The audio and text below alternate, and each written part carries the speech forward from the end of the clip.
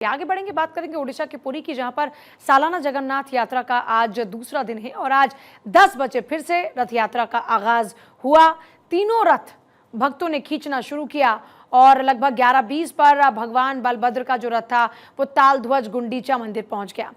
भगवान जगन्नाथ की ये रथ यात्रा शुरू हुई थी कल और हर साल के मुकाबले 1.5 गुना यानी कि 10 लाख श्रद्धालु पहुंचे। इससे रथ मार्ग पर इतनी ज्यादा भीड़ हो गई कि तीनों रथों को आगे बढ़ाने में काफी मशक्कत करनी पड़ी। पहले दिन रथ 750 मीटर भी आगे नहीं बढ़ पाए।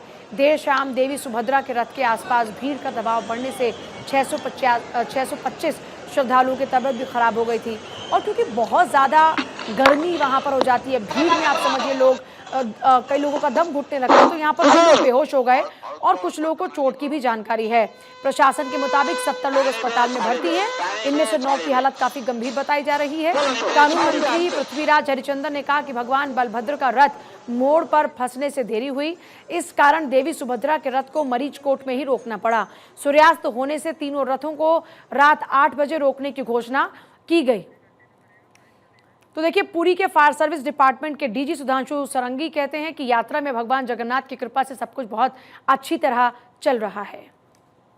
Yes, the size of the crowd is increasing year by year, but today things are little less crowd, so we are able to. You see, it's very heavy, so you need to drag with full muscle power. People are trying to touch. If you touch the rope, the chariot will not move.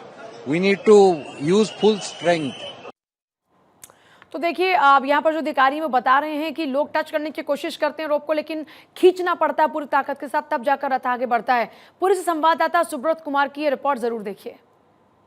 वेदी से जन्म वेदी आ रहा रथ प्रभु बलभद्र का पहले गुंडीचा मंदिर पहुंच गया, उसके पीछे भी बहन सुभद्रा का रथ और उसके पीछे भाई जगन्नाथ का नंदीघोष रथ आ रहा है। क्योंकि जैसे कल रथ रुक गया था जगन्नाथ जी का और सुभद्रा जी का, तो भक्त को एक मौका मिला जैसे फिर दोबारा रथ खींचने के लिए, तो ये मौका भक्त भी उठा रहे हैं और जैसे भगवान का रथ खींच के ला रहे, तो भक्त का संख्या धीरे धीरे बढ़ भी रहा है। और सुरक्षा के दृष्टिकोण से पुलिस भी यहाँ तैनात है, काफ़ी कैमरा के द्वारा भी निगरानी रखा जा रहा है। पुरी से सुब्रत कुमार, भारत 24। और भगवान बलभद्र का ताल ध्वज 11:20 पर और देवी सुभद्रा का दर्पदलन रथ 12:20 पर गुंडीचा मंदिर पहुंच चुका है। अब सिर्फ भगवान जगन्नाथ के नंदी घोष रथ की यात्रा चल रही है। मुख्य मंदिर से कल शाम 4:08 पर भगवान बलभद्र के रथ को खींचना शुरू किया गया था।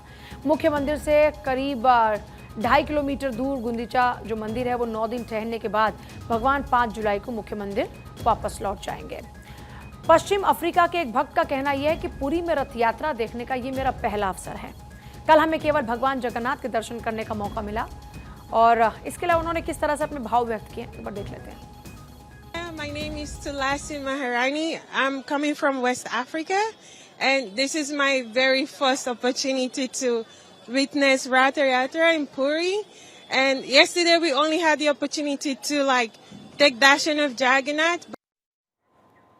और रथ यात्रा में दर्शन करने आई भक्त गौरांगी कहती हैं कि भारत में 20 साल से रह रही हूं और इस साल पहली बार मुझे रथ यात्रा में आने का मौका मिला है।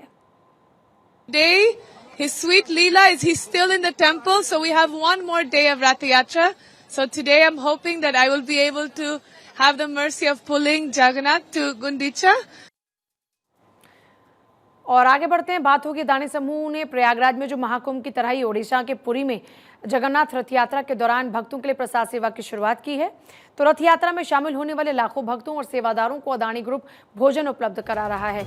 अदानी ग्रुप करीब 40 लाख लोगों को भोजन और पानी की उपलब्धता करा रहा है। वहीं बता दें कि अदानी समूह के चेयरमैन गौतम अदानी पुरी पहुंच चुके हैं और अदानी मंदिर में 20 मिनट तक दर्शन पूजन के बाद भगवान के रथों की पूजा करेंगे और वहां मौजूद श्रद्धालुओं से बातचीत भी करेंगे। इसके बाद वो इस्कॉन के उस किचन का दौरा करेंगे जहां पर श्रद्धालुओं के लिए भोजन बनाया जा रहा है। इसके बाद वो प्रसाद सेवा में हिस्सा लेंगे, श्रद्धालुओं को प्रसाद भी वितरित करेंगे। तो देखिए, ओडिशा के पुरी में भव्य रथ यात्रा के लिए रिलायंस फाउंडेशन ने भी श्रद्धालुओं और पुलिस कर्मचारियों के लिए व्यापक सेवा पहल शुरू की है। रिलायंस फाउंडेशन के पवित्र उत्सव को सुरक्षित, आरामदायक और समृद्ध बनाने के लिए कई कदम उठाए गए हैं। अनंत अंबानी ने कहा कि सेवा करना रिलायंस के हम परवाह करते हैं दर्शन का आधार है। पूरी रथ यात्रा में जुटने वाले श्रद्धालुओं और कर्मियों की सेवा कर हम ईश्वर की ही सेवा कर रहे हैं। रिलायंस फाउंडेशन ने अन्न सेवा की शुरुआत की है।